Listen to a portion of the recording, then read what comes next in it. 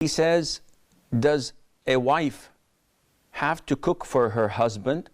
What does Islam say about a wife who does not want to cook for her husband? The issue of a wife serving her husband is debatable, and it's an issue of dispute among scholars since a very long time, as most of these issues. However, without going into details, if we look at the institute of marriage itself, it is very difficult to draw the line as obligations and rights. So I will not give you your rights until you do your obligations. And she says, I'll not give you your rights until you fulfill your obligations as well. This is a marriage bound to failure. And definitely this is not the right way of communicating and living. So if we would like to know how to handle these things, we have to go back to the best of generations, to the best time of humanity, and that is the time of the Prophet ﷺ. The most authentic opinion is that a woman is obliged to serve her husband and her children. And that is it.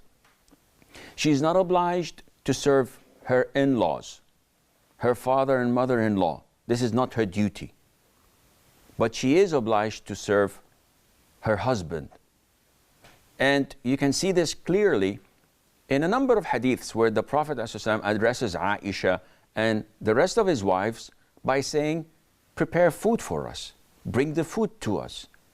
In the hadith of Asma bint Abi Bakr, who was married to Az-Zubair ibn al-Awwam, may Allah be pleased with them all, she says that I used to cater for Az-Zubair's horse, and I used to feed the horse and take care of him.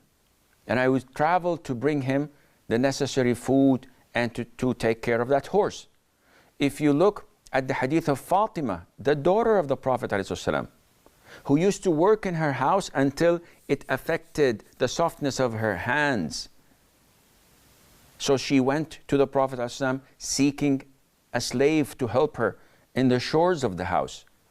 The Prophet ﷺ did not tell her, why should you do this? You're not obliged to work. No. He told her, I will teach you something if you say it. It would be better for you than a servant. So from all of this, we learn, we understand that a woman is obliged to serve her husband.